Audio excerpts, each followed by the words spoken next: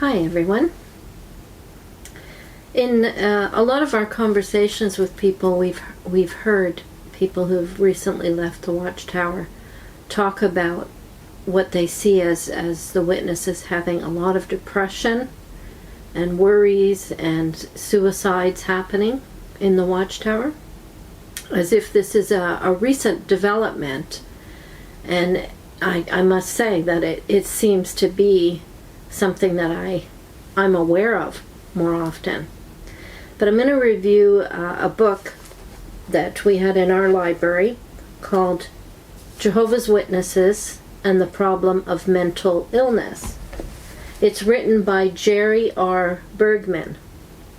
He is a doctor. And so he's talking about this. This book was published in 1992, so 30 years ago. He saw this as a problem in the Watchtower.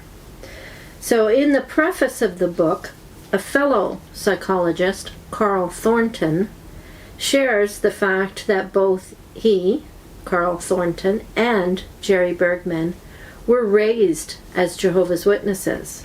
So they have some personal background, and they left the religion. I think this helps us to see why they have a good understanding of Jehovah's Witnesses, and they have an interest and a concern for Jehovah's Witnesses. Their study and research has been contributed to by the work of sociologists, psychologists, psychiatrists, and medical doctors, as well as conversations with hundreds of Jehovah's Witnesses serving in various capacities in the Watchtower, circuit overseers, elders, several governing body members, and hundreds of rank-and-file members. So their background with the witnesses themselves, I think, provide them with what I found in reading the book, a very balanced perception of the pressures that face Jehovah's Witnesses and their reasoning and decision-making processes. They're well aware of them because they were witnesses at one time. Their observations find a significant problem of chronic depression and suicide among Jehovah's Witnesses. The additional problem that faces them is that Jehovah's Witnesses rarely seek professional help due to suspicion of all outsiders. They're very well aware of this as well. So I think this is partly their motivation in wanting to publish their studies and to study Jehovah's Witnesses, because they want to create more awareness in society so that they can extend helpful suggestions to everyone concerned. The book starts with a caution, though. This book has many case histories presented. So this is the caution. They say case histories tend to emphasize the unusual and frequently are obtained from patients' recall of events. So we have to keep that in mind. So this is what he actually says. Be careful not to overgeneralize or formulate broad conclusions from case histories. So this is a good caution. You know, when you hear of an incident that seems so horrifying to us, or it is unusual, these things are not true across the board with all Jehovah's Witnesses. Dr. Bergman is recognized as a leading American expert on the psychology of Jehovah's Witnesses. He has extensively studied Jehovah's Witnesses' faith for almost 30 years when he published this work. I think his concern is to find out why mental illness is a problem in Jehovah's Witnesses, and that there is a high incidence of it. In the introduction, Bergman invites feedback.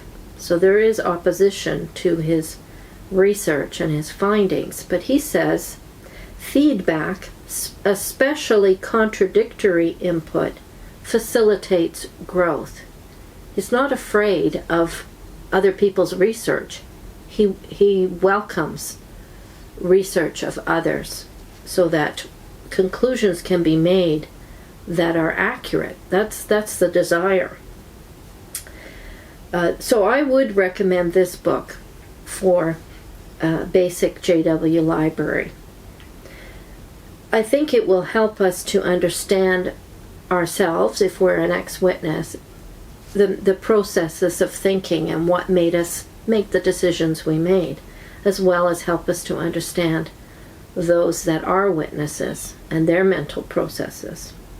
What is behind the witnesses' reluctance to get help when they obviously need help? There is more than just their fear of outsiders. There is another factor, and I thought this was very insightful. So I'm going to read to you from the book. Witnesses who are forced to seek psychiatric services are often extremely reluctant to admit that they are followers of the Watchtower Society. Many of those with whom the writer has worked gave their religion as Protestant or even none instead of Jehovah's Witnesses. Witnesses who are mentally ill are typically extremely ashamed of their problem and will often not be open and honest with the therapist because of the fear that public awareness of their illness may bring reproach upon their religion. They not uncommonly will undergo intense suffering to protect the Watchtower Society. A great deal of personal guilt commonly exists when a witness becomes mentally ill, regardless of whether the reason for the illness is poor environment, religion, hormonal imbalance, a brain tumor, or even hypoglycemia. The witnesses generally believe at some awareness level that if they are faithful to the Watchtower Society, they will not have mental problems, even those caused by physical conditions. Mental problems are interpreted as evidence of personal sin or shortcomings, thought to be of a religious or moral nature. Active Jehovah's Witnesses should be happy, well-adjusted persons, and if they are not, they must be displeasing God, or not doing what God desires of them. The witnesses are keenly aware of scriptures such as Psalm 128:1-2, which he quotes from the New World Translation. Happy is everyone fearing Jehovah, and those walking in his way. Happy you will be, and it will be well with you. The conclusion is, if I am not happy, it must be because I am not pleasing Jehovah. The problem must lie with me. It certainly does not and could not lie with God's organization. This belief often further intensifies the witness's guilt, and ironically may further solidify their loyalty to what they believe is Jehovah's only organization. The organization is right, and I must be the one that is wrong. This I'm not okay, you're okay life position is very difficult for a therapist to change without becoming critical of the organization that the active witness faithfully follow. A witness who either has been involved for a number of years or was raised in the movement and is mentally ill has internalized the witness belief structure and will conclude that I am not really a witness. I could not be, for witnesses are happy, contented people, and I am not. God must have rejected me. He could not look on me as one of his servants. This feeling can, of course, cause deep depression and severe guilt, and further exasperate whatever other mental problems exist. Due to this common self-blame, which results from the society's teachings, once the onset of mental problem becomes clear, instead of improving, the typical witness degenerates. Many who have left the Watchtower movement retain many, if not most, of the witness beliefs and values, especially if they were raised under the influence of the witnesses during their formative years.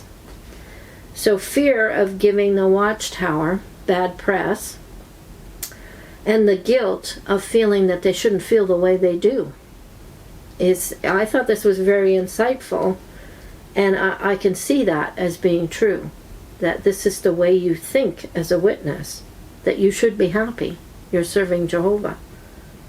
So there's more to come, and I think it will help us if we're dealing with witnesses, and it'll help us if we're ex-witnesses, to kind of see how different folks react differently and why they react to the influence of the Watchtower in their life. I'm going to link two videos. One video is based on readings from Ray Franz's book, In Search of Christian Freedom. It's called Devout, Devoted JWs Far More Prone to Depression. So David and I read from Franz's works and discuss it. The second video is one of my own initial videos that I did giving our story. The fourth one was on beating depression after the Watchtower.